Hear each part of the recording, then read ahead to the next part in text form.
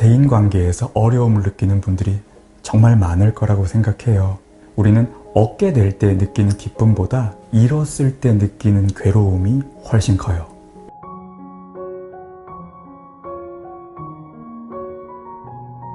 안녕하세요. 정신과 전문의 한승빈입니다. 오늘은 대인관계에서 어려움을 느끼는 분들을 위한 영상을 준비해봤습니다. 우리가 직장 생활을 하면서, 학교 생활을 하면서, 혹은 사회생활을 하면서 가장 힘든 것이 바로 인간관계지요. 우리가 직장에서 다들 실은 크든 작든 어려움을 많이 느끼지요. 나는 스트레스를 굉장히 많이 받아. 이런 이야기를 곰곰이 들어보면 직장 생활을 하면서 힘든 것이 결국 일이 아니라 사람에게서 느껴지는 대인관계 스트레스들이 많이 어렵지요. 이런 생각들을 해요. 누군가가 대체 저 사람은 왜 나한테 저러지? 대체 내가 뭘 잘못했길래? 이런 생각들을 해요. 황당하고 억울한 일을 당하면 화가 너무 많이 나죠. 그렇다면 왜 우리는 대인관계에서 이렇게 스트레스를 많이 받을까요? 인간은 그 사회적 동물이다, 이런 이야기 많이 하지요. 괜히 그런 이야기가 있는 것은 아니에요.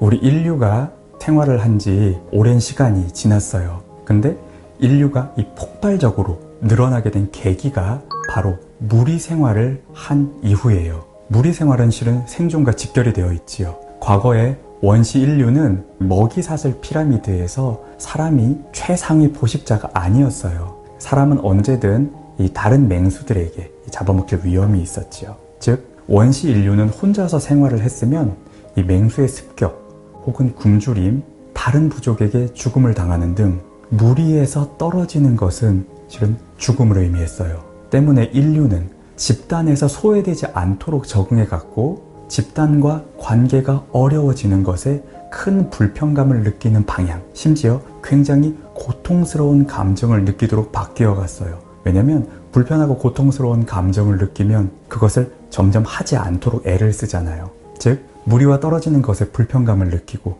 때문에 무리와 떨어지지 않고 그곳에 속하게끔 우리는 계속해서 발전되고 진화되어 나가는 과정을 거친 거지요. 지금의 우리도 실은 마찬가지예요. 학교생활, 친구관계, 직장에서 사람들과 관계가 틀어지면 예민해지고, 만약 집단에서 나를 배척하는 느낌이 들면 불안하고 우울하고 괴롭고 무척 힘든 감정을 느끼는 것이 그러한 이유 때문이에요. 그런데 생각해보면 직장이나 학교 10명, 20명이 있을 때 나를 안 좋게 보는 몇 명 때문에 힘들어하지요. 뭔가 그 사람들이 나를 다 안 좋게 보는 게 실은 아니에요. 예를 들어 볼게요. 친구가 직장에서 무척 힘들어해서 이야기를 하고 있어요. 그 이야기를 들어보면 같은 팀 누구가, 아니면 상사 누가 나의 험담을 하거나 너무 무례하게 대하거나 해서 스트레스를 너무 많이 받아요. 심지어 그냥 직장 그만두고 이직해버리고 싶을 정도로 어렵다고 이야기를 해요.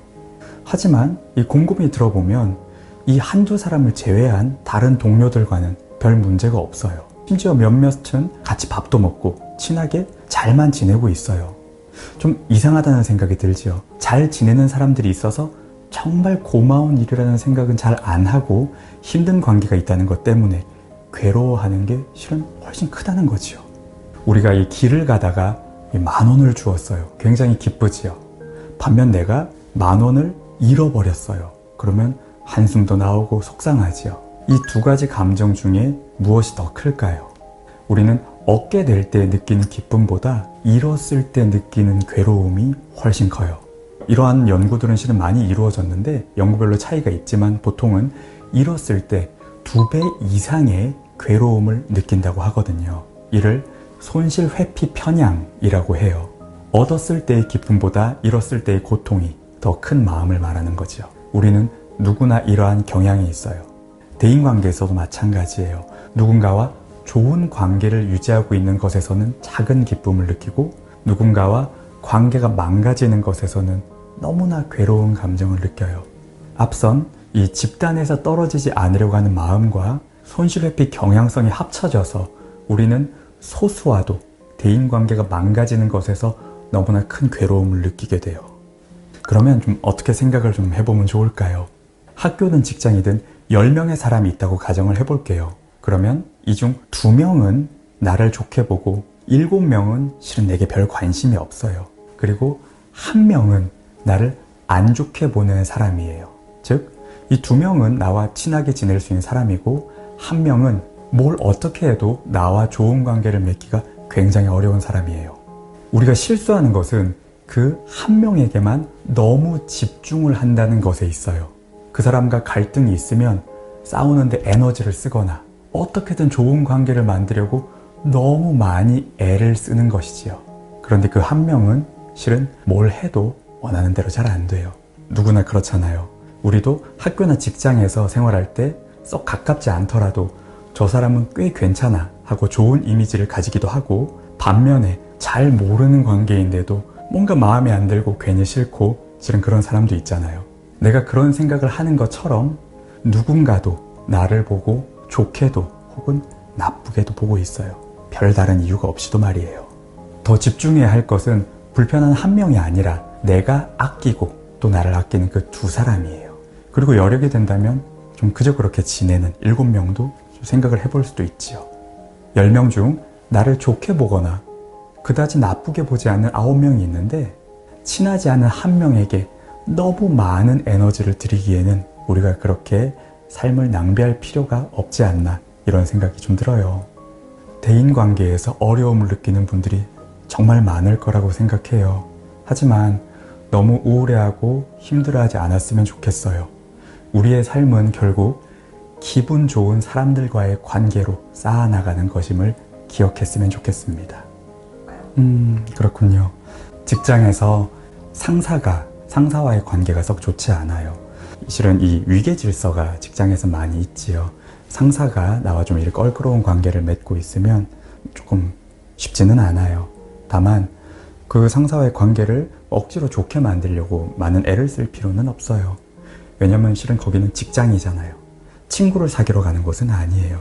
일을 하고 또 월급도 받고 내가 경험을 쌓고 나의 어떤 이 커리어를 만들어 나가는 곳이 직장이라는 곳이지요. 그래서 이 업무는 업무로 처리하면 돼요. 억지로 좋은 관계를 맺으려고 애쓰지 않아도 돼요. 만약에 이 상사의 피드백이 나를 좋게 보지 않는 게 내가 업무 능력이 많이 떨어지거나 혹은 조금 실수를 하거나 그런 거라면 내가 책임을 져야겠죠. 하지만 아무리 생각해도 이건 그냥 괜히 그래요. 괜히 내가 부당하게 저 사람이 좀 나를 좋게 보지 않는다. 그런 거면 나는 나의 일만 하면 되지요. 그리고 만약에 저 사람이 무례하게 대하거나 좀 잘 못했을 때는 거기에 대해서는 분명히 이야기를 해야 돼요. 그렇게 하는 것은 썩 좋지 않으니까 다음번에는 그렇게 하지 말아달라고 있는 사실 그대로 이야기를 해야 되죠. 쉽진 않지만 대인관계에서 좋은 관계를 맺으려고 애쓰는 것과 좋은 관계가 아니더라도 우리가 뉴트럴하게 사람을 대하는 것은 또 다른 일이에요. 그렇군요. 그런 거네요. 우리가 나이를 먹으면서 대인관계가 점점 좁아지고 있다고 말씀하신 거잖아요. 어렸을 때는 친구들도 많고 연락하는 사람들도 많았는데 나이를 먹다 보니 연락하는 사람이 점점 줄어들고 있다는 거잖아요. 괜찮아요. 원래 그래요. 우리가 학생 때 반에서 한 30명 이렇게 강제로 대인관계를 만들어줘요. 옆반에도 친구가 있고 학원도 가고 가만히만 있더라도 아는 사람들이 굉장히 많은 어떤 집단에 속해 있죠. 다 친구들이에요. 하지만 직장에 가면 그렇지 않아요. 우리가 대기업이든 혹은 작은 규모의 회사든 사람이 얼마나 많고 작으면 떠나서 같이 일하는 이 마주치는 동료는 그렇게 많지 않아요. 그리고 내가 혼자 일한다, 프리랜서다. 그러면 직장 동료는 없지요. 연락하는 사람은 나와 그냥 어렸을 때부터 친한 친구 몇 명, 그리고 가족들. 만약에 업무를 하다가 알게 된 몇 명 좀 마음이 맞는 사람들, 이렇게 남게 되지요. 보통은 그래요. 그리고 자연스러운 모습이고 거기서 예전과 비교해서 많은 사람을 알았을 때와 비교해서 내가 뭔가 고립되었다, 소외감을 느낀다라고 생각할 수는 있지만 실은 과거에도 아주 친하게 지내는 사람은 몇 명 없었어요. 앞으로도 그럴 거예요. 우리가 가까운 사람에게 쓸 수 있는 에너지는 한정되어 있기 때문에 실은 몇 사람과의 좋은 관계를 맺는 것이면 충분해요. 아까 말씀드린 것처럼 사람은 많은 인간관계를 맺는 데서 덜 불안함을 느끼는 것이지만 그게 행복하게 만들어주지는 않거든요. 우리가 행복은 소수의 대인관계와 얼마나 깊게 관계를 맺고 있느냐가 우리는 행복을 또 만들어주게 되는 거예요. 그런 생각을 하면 좀 좋지 않을까 싶어요.